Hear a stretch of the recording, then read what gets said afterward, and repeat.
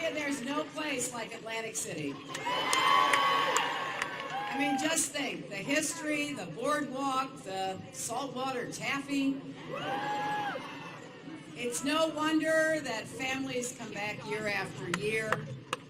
And I am so grateful to Marty Rosenberg, a native of Atlantic City, being here today to share his story.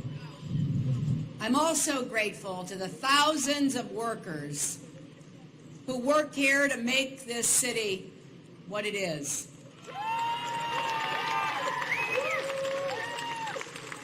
Atlantic City is more than a vacation spot. It's your livelihoods. It's how you support your families. Now, this city has its share of big names on big buildings.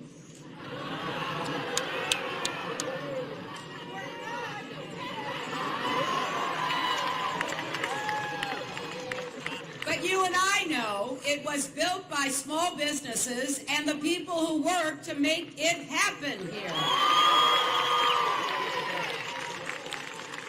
As a daughter of a small businessman whose hard work sent me to college, I have a special place in my heart for the contractors, the craftsmen, and the shopkeepers who built this city and keep it going. Now, it is no secret that Atlantic City has gone through some tough times. But the people of AC are determined to turn things around. You've got a city council and a mayor working hand in hand. And if your governor would start doing his job instead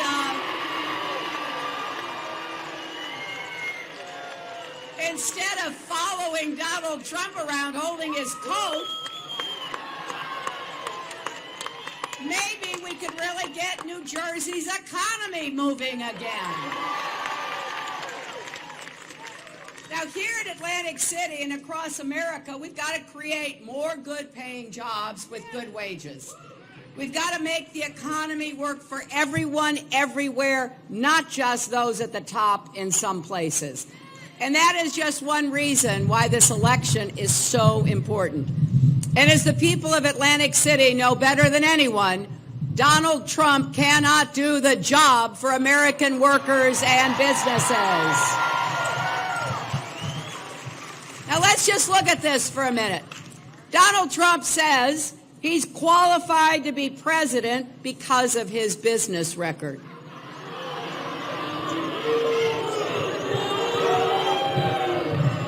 Now, 3 weeks ago, he said, and I quote, "I'm going to do for the country what I did for my business." Now, you know, when he says things like that, he's probably hoping nobody will check up on what he has said. Because what he did for his businesses and his workers is nothing to brag about. In fact, it's shameful. And every single voter in America needs to know about it, so we don't let him do to our country what he did to his businesses.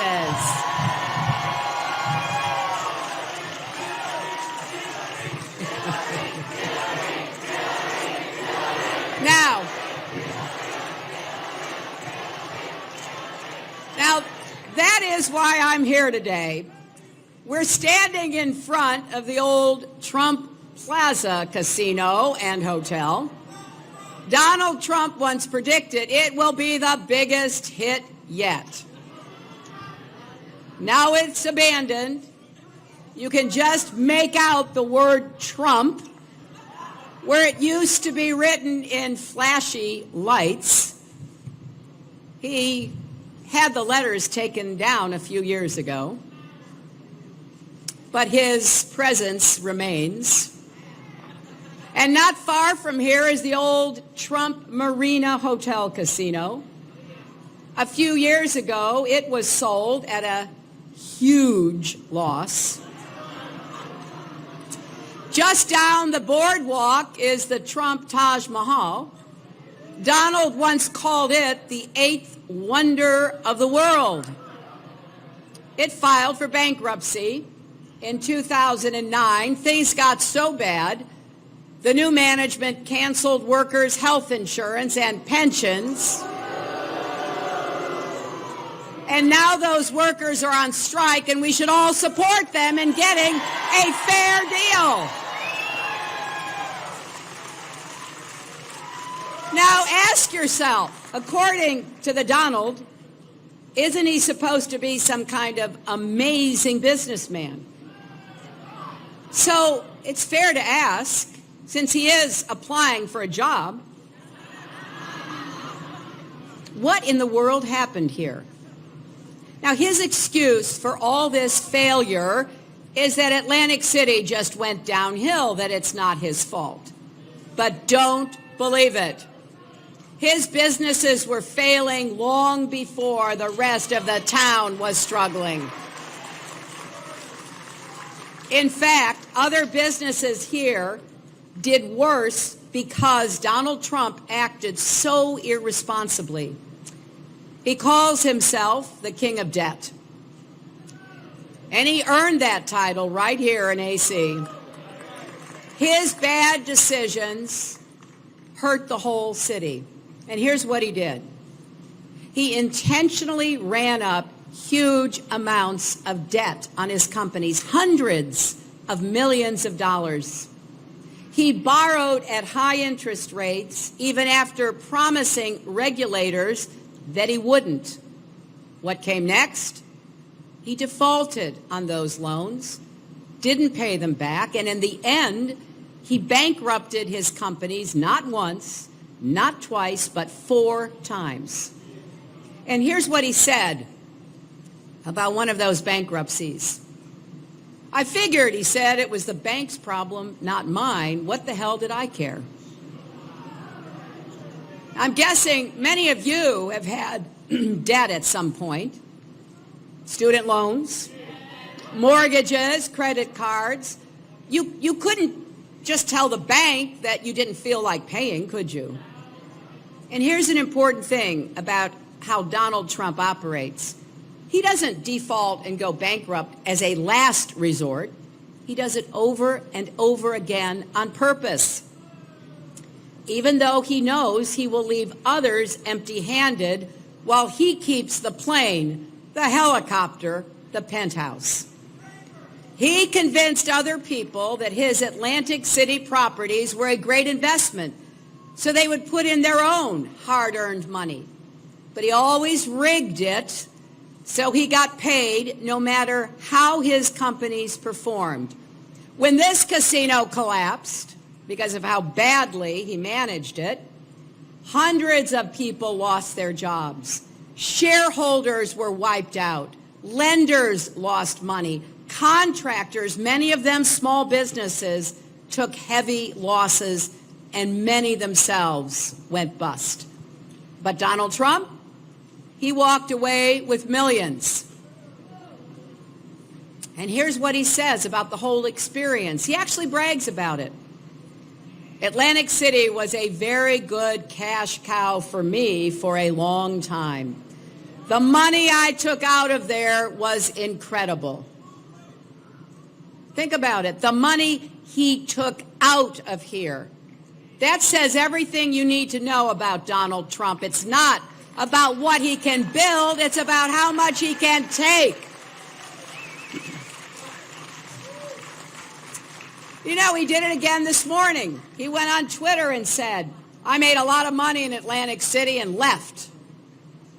Well, he got rich and got out. And he thinks that's something to be proud of.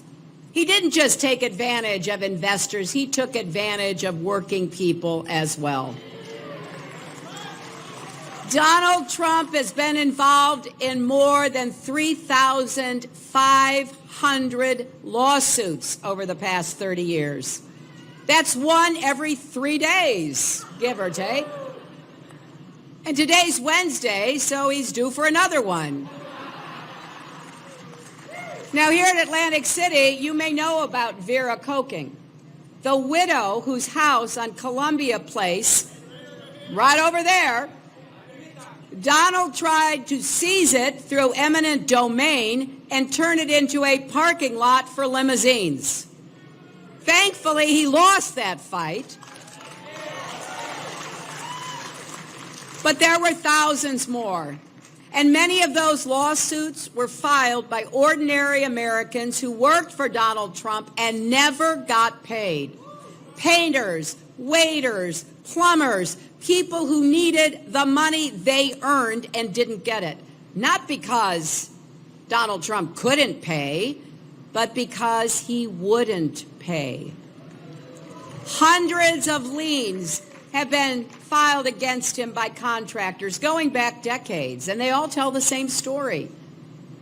I worked for him. I did my job. He wouldn't pay me what he owed me. One person after another after another. We just heard from Marty Rosenberg. His company was called Atlantic Plate Glass.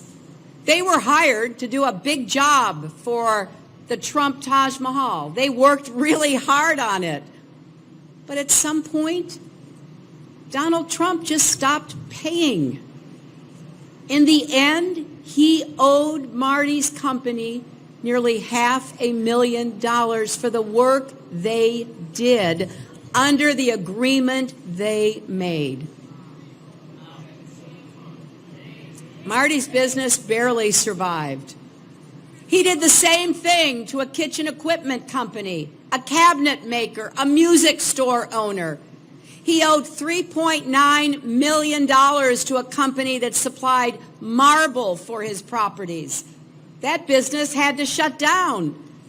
And eventually the owner had to file for personal bankruptcy, the cost of doing business with Donald Trump. Now, Donald Trump doesn't think going bankrupt is a big deal, but it's devastating if you're someone who plays by the rules.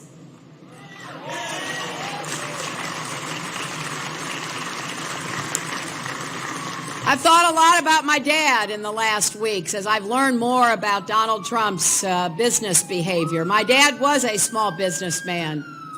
If his customers had done to him what Trump did to these companies, he wouldn't have made it either.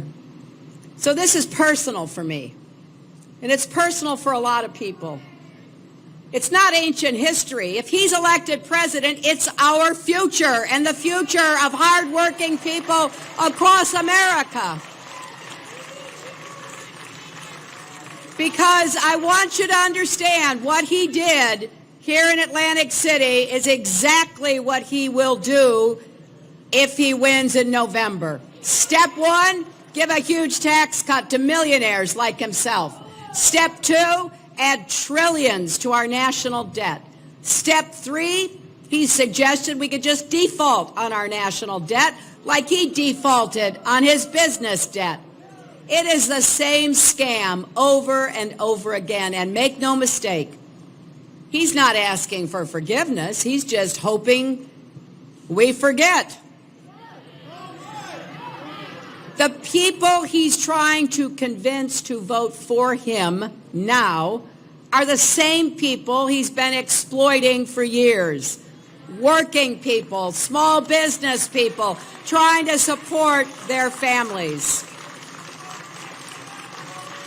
And you know, this seems to be his one move. He makes over-the-top promises and says if people trust him, put their faith in him, he'll deliver for them. He'll make them wildly successful.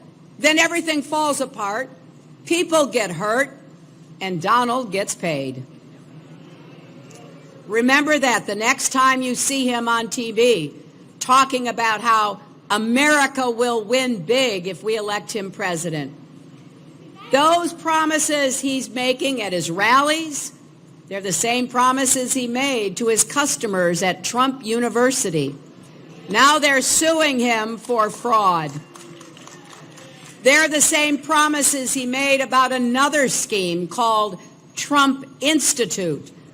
The New York Times reports that the lessons it sold for thousands of dollars apiece were plagiarized from somebody else. They're the same promises he made to his customers at Trump condos in Baja California. You should hear these people's stories. They handed over their savings, then their calls stopped getting answered. The condos were never built, and they never got their money back.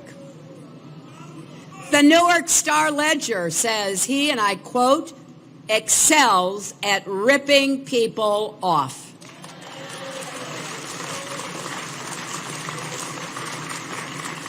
They wrote, again I quote, as a result of his narcissistic, destructive risk-taking with other people's money, his casinos posted huge losses while others thrived. And remember what he promised. I'm going to do for the country what I did for my business. Well, we should believe him and make sure he never has the chance to bankrupt America the way he bankrupted his businesses.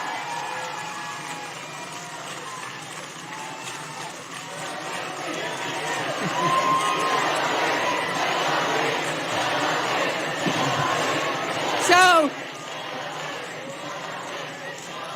I just want you to take all this information and tell everybody you can, because people need to make an informed choice.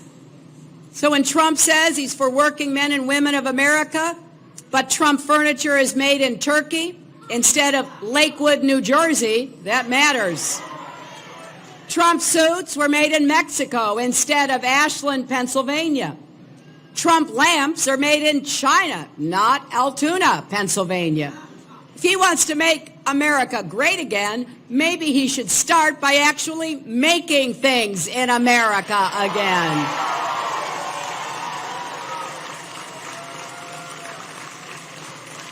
And that's not all. Donald Trump actually stood on a debate stage and said Americans' wages are too high. He wants to get rid of the federal minimum wage. His campaign said, let's sell off America's assets. Where do we start? The Statue of Liberty? These bad ideas just keep coming.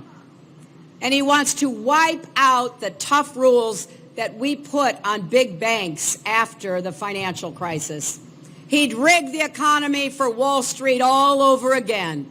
So we shouldn't be surprised.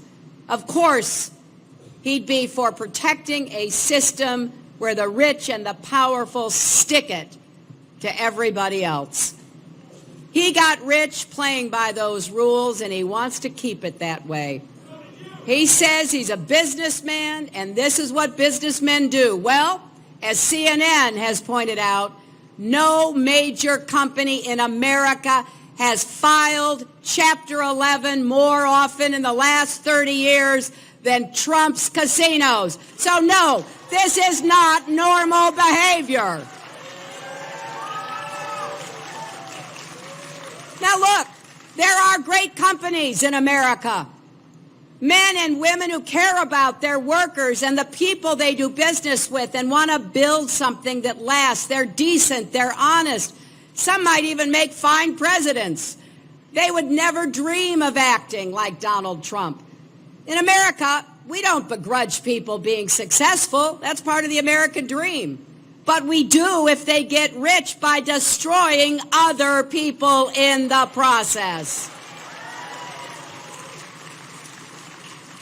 So let's just make sure we don't put a person like this with his empty promises and his lifetime of selfishness in a position to destroy our lives.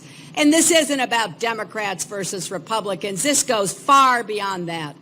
Donald Trump is temperamentally unfit to be president of the United States. So we can't let him roll the dice with our children's futures. We need to write a new chapter in the American dream, and it sure cannot be Chapter 11. So let's prove that this fall. We believe in an America that values hard work, treats people with dignity, works to raise wages, not lower them. We believe in an America where small businesses are respected, not scammed. And I have a plan to make sure big businesses can't stiff suppliers and contractors like Donald's been doing for years. On this beautiful day in this historic city, we believe in an America where people of all religions and races get an equal shot. And our economy works for everyone, not just those at the top. So let's carry that message all across America. Let's fight hard and win in November, and then let's get to work delivering results for the American people. We are stronger together.